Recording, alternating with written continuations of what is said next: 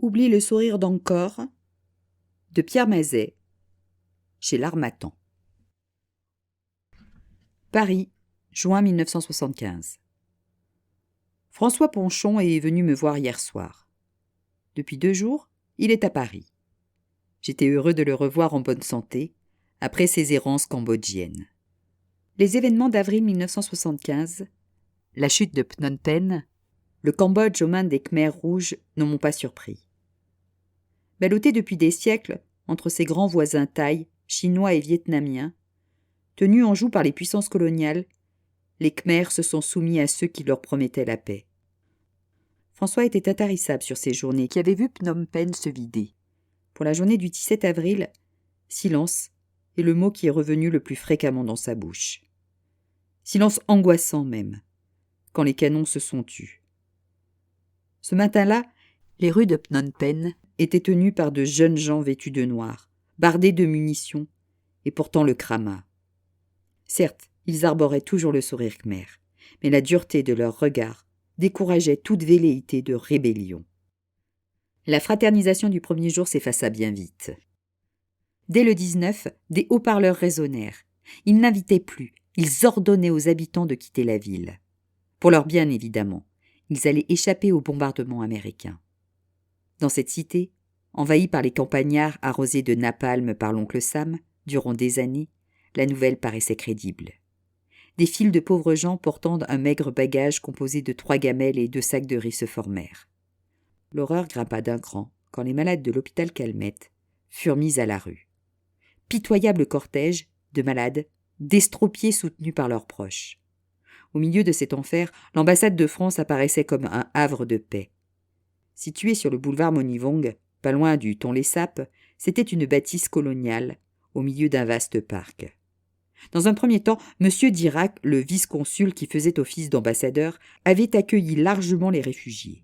Puis les ordres de Paris étaient venus mettre fin à ces belles intentions. L'Ankar avait alors fait savoir que les étrangers devaient s'en aller.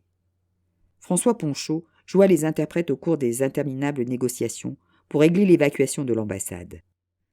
Les nouvelles autorités entendaient imposer leurs critères de tri entre les réfugiés.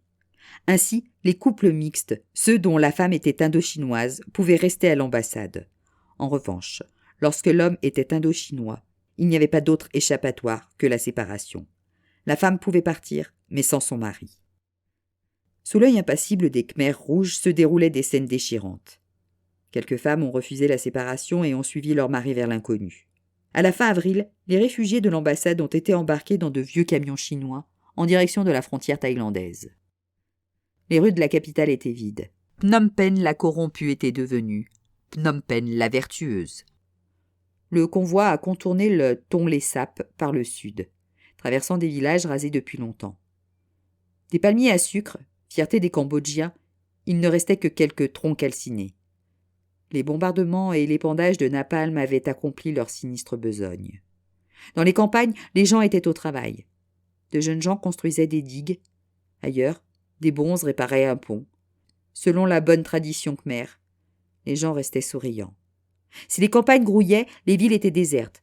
Plus personne n'habitait qu'en Phongshnang, surnommée la berge des marmites, en raison de la présence des fabricants de poterie qui se succédaient au long des rues du village flottant.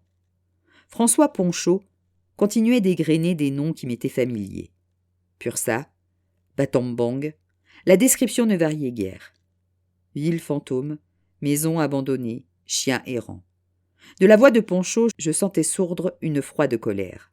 Son ire visait les journalistes et intellectuels occidentaux, pour qui l'adjectif progressiste justifiait tous les excès, tout autant que le gouvernement américain qui avait fait du Cambodge un simple pion dans son grand échiquier.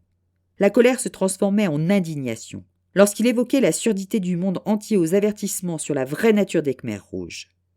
Toute personne qui mettait en cause la vertu de l'Ankar était aussitôt traitée de suppôt de la réaction, voire d'agent de la CIA.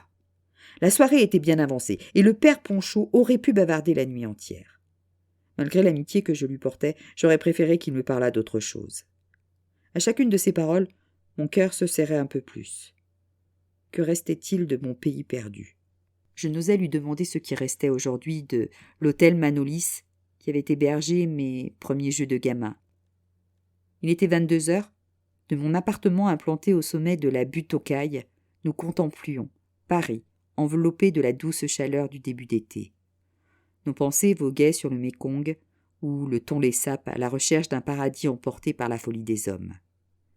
Vers minuit, nous étions sur le point de nous séparer, lorsqu'il a posé la main sur mon épaule, en murmurant « Michel, il faut que vous racontiez. » Puis il s'en est allé, me laissant seul face aux fantômes du passé. Raconter. Je voyais bien de quoi il voulait parler, mais qui allait s'intéresser à une histoire vieille d'un demi-siècle?